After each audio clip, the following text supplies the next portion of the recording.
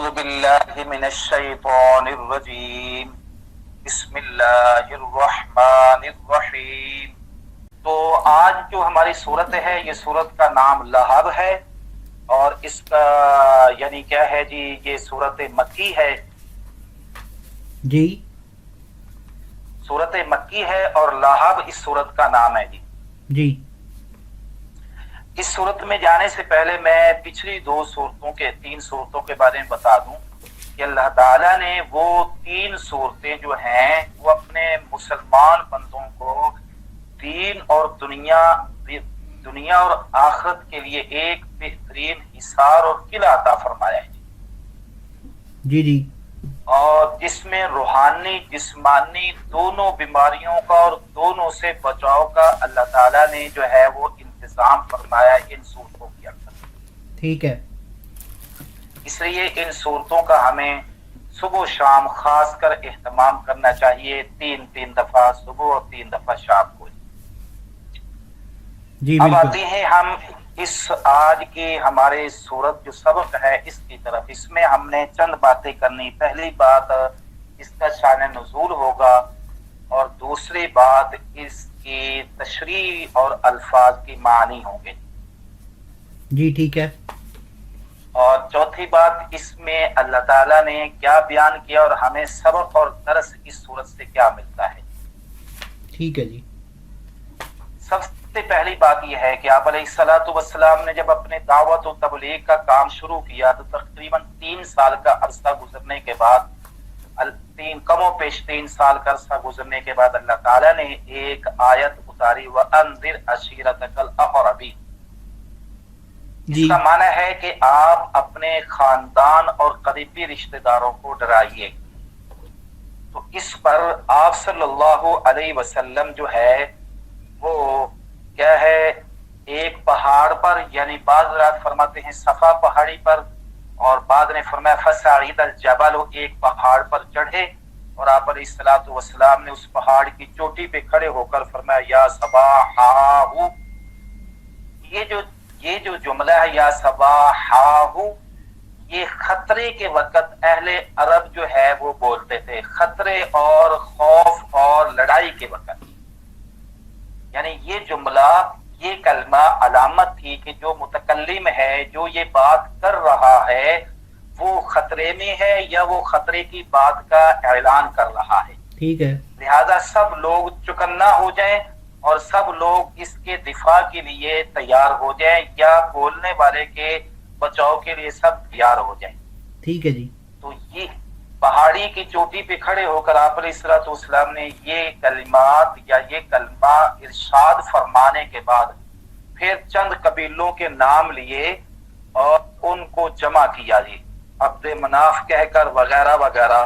تو فاجتمعت الیہ قریش، تو قریش خاندان کے بہت سارے لوگ آپ کے ارد گرد جمع ہو گئے۔ ٹھیک ہے، جب جمع ہو گئے تو آپ علیہ الصلوۃ والسلام نے پہلے ان سے فرمایا کہ تم یہ بتاؤ مجھے، ان حدثتکم ان العدو مصبحکم او ممسیکم اکنتم تصدقونی، ذرا یہ بتاؤ کہ میں تمہیں یہ کہوں کہ یہ پہاڑ کی پچھلی جانب صبح یا شام کے وقت تمہارے اوپر ایک دشمن حملہ کرنے والا ہے، اکنتم تصدقونی، تو کیا تم میری بات کو مانو گے اور مجھے سچا کہو گے کہ نہیں کہو گے؟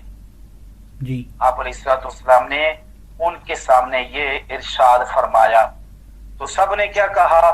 قالوا نعم، ہاں اگر آپ یہ ہمیں کہو گے کہ ہم نیچی جگہ پہ کھڑے ہیں اور آپ اونچی جگہ پر کھڑے ہیں اور آپ کو ایک لشکر جرار آتے ہوئے نظر آ رہا ہے اور ہمارے اوپر حملہ آور ہونے کے لیے آ رہا ہے اور آپ اس کی ہمیں خبر دیں تو ہم آپ کی تصدیق کریں گے، ہم آپ کی بات کو مانیں گے، کیونکہ آپ نے کبھی جھوٹ نہیں بولا زندگی میں۔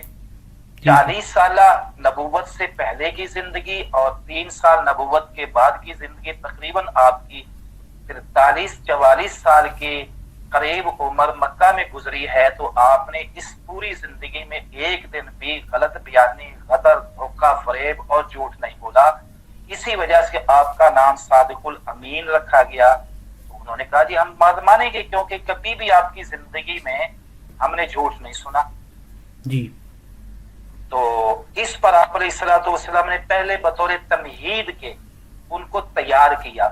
جب وہ تیار ہو گئے تو فرمایا فَإِنِّي نَذُورٌ لَكُمْ بَيْنَ يَدَيْ عَذَابٍ شَدِيدٍ، اگر تم میری بات کو سچا مانتے ہو تو پھر میں تمہیں ایک سخت عذاب سے ڈرانے والا ہوں. جی کہ کیا کہ قولوا لا الہ الا اللہ تفلحون، تم یہ پڑھ لو تو کامیاب ہو جاؤ، اور اگر تم نہیں پڑھتے ہو تو پھر تمہیں ایک سخت عذاب پہنچے گا. میں تمہیں یہ بات بتا رہا ہوں. جی ٹھیک ہے. جب آپ صلی اللہ علیہ وسلم نے یہ ارشاد فرمایا تو آپ علیہ الصلوۃ والسلام کے سامعین میں جو تھے آپ کا چچا ابو لہب بھی تھا. اس نے اللہ معاف فرمائے بددعائیہ کلمات بھی زبان سے بولے اور ہاتھ میں پتھر بھی اٹھائے نبی صلی اللہ علیہ وسلم کو مارنے کے لیے. اور کلمات کیا بولے؟ الہذا جماعتنا تبا لکا، کیا تو نے ہمیں اس لیے جمع کیا تھا؟ نعوذ باللہ کہنے لگا تیرے ہاتھ ٹوٹ جائیں. جب ابو لہب نے یہ کلمات کہے تو اللہ تعالیٰ نے اپنے پیارے محبوب صلی اللہ علیہ وسلم کے لیے بدعا کو، اور آپ کی جو نعوذ باللہ شان میں اس نے گستاخی کی، ایک لمحہ بھی اللہ نے برداشت نہ فرمایا اور اللہ تعالیٰ کو یہ پسند نہ آئی تو اللہ تعالیٰ نے فوراً اس صورت کو نازل کر دیا. جی یہ ہے حاجی صاحب اس صورت کا شان نزول. جی سمجھ آ گئی. سمجھ آ گیا نا جی؟ جی اس بالکل. کے شان نزول آپ کو. جی الحمدللہ ماشاءاللہ آپ اتنے خوبصورت طریقے سے سلیس بیان کرتے ہیں اور تشریح کرتے ہیں، الحمدللہ سمجھ آ جاتی ہے بالکل. جزاکم اللہ جزاکم اللہ. اللہ آسانیاں پیدا فرمائے ہمارے لیے. آمین آمین جی اللہ، اور اللہ عمل کی بھی توفیق دے. آمین. تو اب اس موقع پر اللہ تعالیٰ نے فوراً یہ سورت کو نازل فرمایا. اور اس کے اندر ایک بات بتاتا چلوں کہ یہ جب انہوں نے کفار ابو لہب نے یہ کہا نا تو اس وقت مسلمانوں کو بڑی تکلیف ہوئی جی، اور مسلمانوں کو بڑی ناراضگی بھی ہوئی اور غصے بھی ہوئے. تو اور یہ چاہا کہ اس کو یعنی کیا ہے اس کے ہاتھ توڑ دیے جائیں یا اس کو چپ کروایا جائے. تو اللہ تعالیٰ نے مسلمانوں کی بھی ترجمانی کی اور اپنے محبوب صلی اللہ علیہ وسلم کے ذات بابرکات کی حفاظت اور آپ کی گستاخی کو ایک لمحہ بھی اللہ نے برداشت نہیں فرمایا. اور فوراً جو ہے اللہ تعالیٰ نے یہ سورت کو نازل فرما کر یہ بتا دیا کہ میرا محبوب صلی اللہ علیہ وسلم ہمیشہ سے ہیں، ہمیشہ محفوظ رہیں گے. اور جو آپ صلی اللہ علیہ وسلم کے ہاتھوں کے بارے میں ٹوٹنے کے بارے میں کہتا ہے وہ آپ صلی اللہ علیہ وسلم کے ہاتھ محفوظ، آپ کی ذات محفوظ، اور آپ کا دین محفوظ، آپ کے صحابہ محفوظ، اور یہ ظالم کے ہاتھ ٹوٹ گئے اور اس کو کوئی بچانے والا بھی نہیں ہے. جی اب میں آپ کو اس کا ترجمہ بتاتا ہوں سورت کا، اور اس کے ساتھ ساتھ پھر میں ان کے الفاظ کی تشریح. جی بالکل. بسم اللہ الرحمن الرحیم. شروع اللہ کے نام سے جو بے حد مہربان اور نہایت رحیم ہے، جی رحم کرنے والا ہے. تبت یدا ابی لہب و تبا. تبا کا معنی ٹوٹ جائیں یا ٹوٹ گئے. یدا منا ہاتھ، ابی منا ابی لہب کے، و تبا اور ٹوٹ گئے. ٹھیک ہے جی. اب معنی کیا ہوگا؟ تبت یدا ابی لہب و تبا. جی تو میں بتا رہا ہوں ٹوٹ گئے ہاتھ ابی لہب کے اور ٹوٹ گیا وہ خود. ٹوٹ گئے ہاتھ ابی لہب کے اور ٹوٹ گیا وہ خود. لفظی معنی کیا ہوگا؟ تبا کا معنی ٹوٹنا، ید معنی ہاتھ، یدا دو ہاتھوں کہتے ہیں. ابی لہب و تبا اور خود ٹوٹ گیا. معنی کیا ہوگا؟ ہلاک ہو گئے ابو لہب کے ہاتھ اور وہ خود بھی ہلاک ہو گیا. جی آگے چلے جی. ما اغنا عنہ مالہ وما کسب. الگ ایک ایک حرف کا معنی یہ ہے. ما منا نہیں، اغنا منا فائدہ دیا، عنہ منا اس کو، مال منا مال، ہو منا اس کا مال، واو منا اور، ما منا جو، کسب منا کمایا. اب منا پورا کا. ما اغنا عنہ کام نہ آیا اس کو، مال اس کا، اور نہ جو اس نے کمایا. جی یہ با محاورہ ترجمہ ہو گیا. ٹھیک ہو گیا جی. میں دونوں آیتوں کو پھر ترجمہ کر رہا ہوں. تبت یدا ابی لہب و تبا. ٹوٹ گئے ہاتھ ابی لہب کے اور خود بھی ٹوٹ گیا. ما اغنا عنہ مالہ، نہیں فائدہ دیا اس کو مالہ اس کے مال نے، یا نہیں بچایا اس کو اس کے مال نے اور جو اس نے کمایا. ٹھیک ہے. سیصلی نارا ذات لہب، سین منا ان قریب، یسلا منا داخل ہوگا، نار منا آگ میں، ذات لہب منا شعلہ زن، لہب منا شعلہ، ذات منا لہب، ان قریب وہ داخل ہوگا شعلہ زن آگ میں.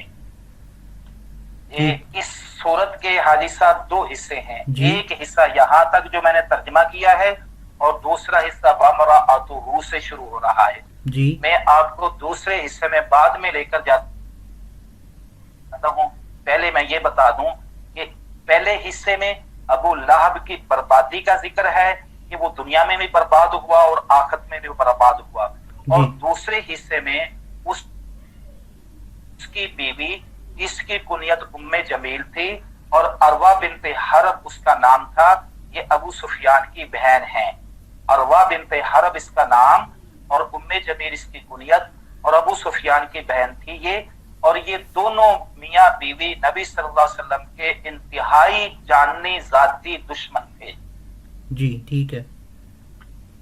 جو ان سے ہو سکتا تھا نبی صلی اللہ علیہ وسلم کو تکلیف اور ایذا پہنچانے میں اور آپ صلی اللہ علیہ وسلم کی نعوذ باللہ گستاخیاں کرنے میں اور آپ کی دعوت کا کام روکنے میں، انہوں نے وہ پورا سر دھڑ کی بازی لگا کر یہ کام کیا.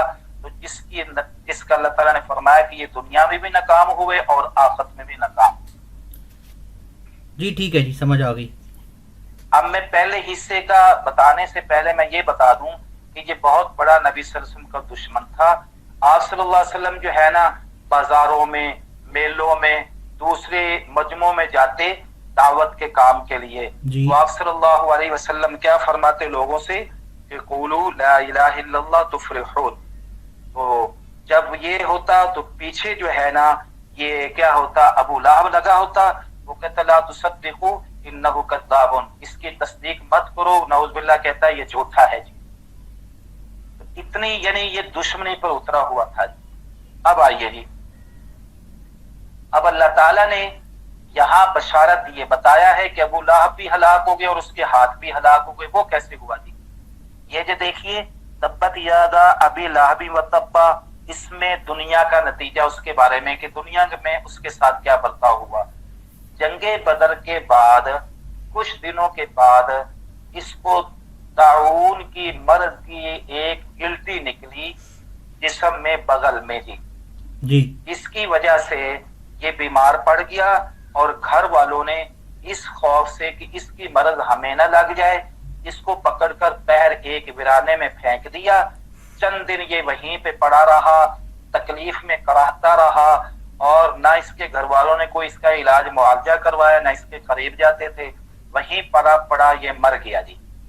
مرنے کے بعد اس کی لاش کے قریب بھی گھر والے نہیں گئے، اٹھانے کے لیے بھی نہیں گئے. جیسے کہ دیکھو نا، اللہ تعالیٰ سزا دے رہے ہیں کہ جو نبی صلی اللہ علیہ وسلم کا دشمن ہے دنیا میں اس کی لاش کی ذلت ہو رہی ہے جی.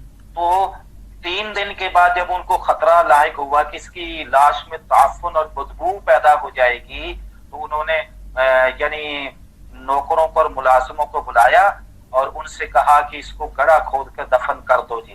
انہوں نے گڑھا کھود کر لکڑی کے ذریعے سے اس کی لاش کو ایسے گھسیٹ کر اس گڑھے میں ڈال کر اوپر سے پتھر بھر دیے. یہ ہوا، اس کو دنیا میں سزا ملی جی. یہ نبی صلی اللہ علیہ وسلم کا جو دشمن تھا اس کو اللہ تعالیٰ نے دنیا میں ذلیل و خوار کیا اور اس کو یہ سزا ملی. یہ تو دنیا میں اس کی بربادی اور ناکامی ہے جی. اب رہی بات کہ آخرت میں سیصلی نارا ذات لہب، کہ ان قریب وہ مرنے کے بعد فوراً قبر کی زندگی میں یا آخرت میں وہ ایک دہکتی ہوئی آگ میں داخل ہو جائے گا، شعلے مارتی ہوئی آگ جی. بیچ کی ایک آیت رہے گی، اس کے میں جانے سے پہلے میں بتا دوں کہ اس کا نام تھا عبد العزیٰ. ابو لہب کا نام عبد العزیٰ. اور کیا ہے جی، ابو لہب اس کو اس لیے کہا جاتا تھا کہ یہ بہت خوبصورت اور اس کا چہرہ ایسے آگ کے شعلے کی طرح دہکتا تھا، چمکتا تھا، اس لیے اسے ابو لہب کہا گیا، جس کو قرآن نے ابو لہب بیان کیا ہے۔ ٹھیک ہے، بیچ میں ہے ما اغنا عنہ مالہ وما کسب، اس نے یہ کہا کہ جو محمد صلی اللہ علیہ وسلم کہتے ہیں کہ قیامت کے مرنے کے بعد اگر جو اللہ کو نہیں مانے گا اس کو جہنم کا عذاب ہوگا، یہ ہوگا وہ ہوگا، اگر یہی بات ہے تو میں اپنا مال اور اپنی اولاد دے کر وہاں میں چھوٹ جاؤں گا جی۔ اس پر اللہ تعالیٰ نے فرمایا ما اغنا عنہ مالہ وما کسب، نہ تو دنیا میں اس کو اس کے مال نے فائدہ دیا اور نہ ہی اس کی اولاد نے فائدہ دیا، اور نہ ہی مرنے کے بعد اس کا مال اور اس کی اولاد اسے بچا سکی۔ ٹھیک ہے، اب ما اغنا عنہ مالہ، یہ اس میں یہ ہے کہ اس سے مراد مالو سے مراد اصل مال ہے، اور ما کسب سے مراد جو اس نے نفع کمایا، اور بعض رات یہ فرماتے ما کسب سے مراد اولاد ہے جی، کیونکہ اس کے کافی سارے لڑکے تھے جی۔ بہرحال یہاں تک حصہ پورا ہو گیا، اب ہم آگے چلتے ہیں۔ ترجمے سے پہلے سمجھ لیجئے کہ اس کی بیوی ام جمیل جو ہے وہ بھی نبی صلی اللہ علیہ وسلم کی نعوذ باللہ بڑی دشمن تھی، اور آپ صلی اللہ علیہ وسلم کو بڑی تکلیفیں دیتی تھیں، اور آپ کے جسم کے اوپر خاردار کانٹے ڈالنا اور آپ کو ہر طرح کے ایذا پہنچانا۔ بلکہ جب یہ صورت اتری ہے نا جی تو ام جمیل کو پتا چلا تو کہ محمد جو ہے وہ میرے شوہر کو یوں کہا ہے کہ اس کے ہاتھ ٹوٹ کے اور یہ ہلاک ہو گیا، تو یہ آئی نبی صلی اللہ علیہ وسلم کو اللہ معاف فرمائے تکلیف دینے کے لیے، پتھر مارنے کے لیے، لڑنے کے لیے، گالم گلوچ کرنے کے لیے۔ تو آپ صلی اللہ علیہ وسلم حضرت ابو بکر صدیق رضی اللہ تعالیٰ عنہ کے ساتھ حرم کے میں بیٹھے تھے، تو جب وہ یہ آ رہی تھی تو حضرت ابو بکر صدیق نے گزارش کی یا رسول اللہ وہ ام جمیل آ رہی ہیں تو وہ کہیں آپ کو یعنی کیا ہے جی تکلیف نہ دے، پریشان نہ کرے جی، آپ کو یعنی وہ آپ کی توہین نہ کرے۔ آپ صلی اللہ علیہ وسلم نے فرمایا کہ پریشان نہ ہوئیں، آپ پریشان انہا لن ترانی، وہ مجھے دیکھ ہی نہیں پائے گی جی۔ سبحان اللہ، میں وہ مجھے دیکھ ہی نہیں سکے گی، اللہ تعالیٰ اس کی آنکھوں پہ پردہ ڈال دیں گے، وہ مجھے دیکھ ہی نہیں سکے گی۔ سبحان اللہ۔ یہی ہوا، جب وہ قریب آئی تو آ کر جو ہے نا کہنے لگی ابو بکر سے، قالت یا ابو بکر انی اخبرت ان صاحبک حجانی، مجھے یہ پتہ لگا ہے کہ تیرا ساتھی ہمیں برا کہتا ہے، ہمیں یہ کہتا ہے۔ ابو بکر نے کہا ایسی تو کوئی بات نہیں ہے، اور یہ کہتے ہوئی واپس چلی گئی، اور نبی صلی اللہ علیہ وسلم کو وہ دیکھ ہی نہیں پائی جی۔ اللہ تعالیٰ نے اس کو اندھا کر دیا، اس کی آنکھوں پہ پردہ ڈال دیا۔ سبحان اللہ۔ تو یہ جو آیات ہیں وَامْرَأَتُهُ سے لے کر حَمَّلَتَ الْحَطَبَ فِي جِيدِهَا حَبْلٌ مِّن مَّسَدٍ، اس میں اس کی بیوی کی سزا کو بیان کیا گیا ہے جی۔ اب آئیے ترجمے کی طرف۔ اور اس کی بیوی وَامْرَأَتُهُ، اور اس کی بیوی، وہ منا اور امرا منا عورت کو کہتے ہیں، بیوی کو کہتے ہیں، ہو منا اس ابو لہب کی، حمالہ اس کا مطلب ہے سر پر اٹھانا، حطب کہتے ہیں عربی میں لکڑی کو جی، مانا کیا ہوگا، اور اس کی بیوی جو سر پر ایندھن اٹھائے پھرتی ہے، لکڑی اٹھائے پھرتی ہے۔ ٹھیک ہے، وضاحت اس کی میں بتاتا ہوں آپ کو۔ فی جیدہا، اس کی گردن میں، فی منا میں، جید منا گردن، ہا منا اس عورت کی، حبل منا رسی، من منا سے، مسد منا مونج۔ اب پھر میں لفظی ترجمہ کرنے لگا ہوں۔ وہ منا عورت، امرا منا عورت یعنی بیوی، وہ منا ابو لہب کی، حمد منا اٹھانے والی، حطب منا لکڑی ایندھن، فی منا میں، جید منا گردن، ہا منا اس عورت کی، حبل منا رسی، من منا سے، مسد منا مونج۔ اب ترجمہ یہ ہوگا، اور اس کی بیوی جو سر پہ لکڑی اٹھائے پھرتی ہے، اس کی گردن میں قیامت والے دن مونج کی رسی ہوگی۔ مونج کیا چیز ہے؟ یہ جس سے چارپائی بنی جاتی ہے نا۔ اچھا ٹھیک ہے، بان کی رسی ہوگی، ٹھیک ہے، بانج کی رسی، ٹھیک ہے جی، یہ رسی۔ اب یہ اس کا ہے لفظی ترجمہ۔ اب رہی وضاحت، اس کی تشریح کیا ہے؟ اس کی تشریح یہ ہے، علماء نے یہ فرمایا ہے، کیا ہے جی، حمالۃ الحطب کی تشریح یہ ہے کہ یہ جو ہے نا ادھر جاتی نا پہاڑوں میں اور لکڑی اکٹھی کر کے لاتی، جی اور اس کانٹے دار لکڑی ہوتی ہے اور نبی صلی اللہ علیہ وسلم کے راستے میں پھینکتی ڈالتی اور اس سے ان کو تکلیف دیتی. اور ایک تو یہ ہے کہ یا تو یہ دنیا کے اعتبار سے فی جیدہا حبل من مسد، یہ کیا ہے جی کہ ایسے کیا اس نے، ایک دن وہ گئی لکڑی اٹھانے کے لیے اور زیادہ لکڑی لے لی تو سر پہ رکھی، تو راستے میں کہیں سانس لینے کے لیے جب بیٹھی نا تو وہ رسی اس کی گردن میں پھنس گئی اور یہ اسی سے مر گئی وہاں. اچھا اچھا جی جی ہاں دوسری تشریح علماء نے یہ فرمائی ہے کہ یہ قیامت والے دن جیسے کہ دنیا کے اندر یہ اپنے شوہر کی نبی صلی اللہ علیہ وسلم کے ساتھ جو شقاوت اور دشمنی عداوت تھی اس کے اندر مدد کرتی تھی نا، تو لکڑی اکٹھی کر کے لاتی اور مدد کرتی، تو اسی طرح قیامت والے دن یہ اپنے شوہر کے اوپر آگ بھڑکانے کے لیے زقوم درخت کی لکڑیاں لا کر جو ہے نا یہ کیا ہے اس کے اوپر ڈالے گی.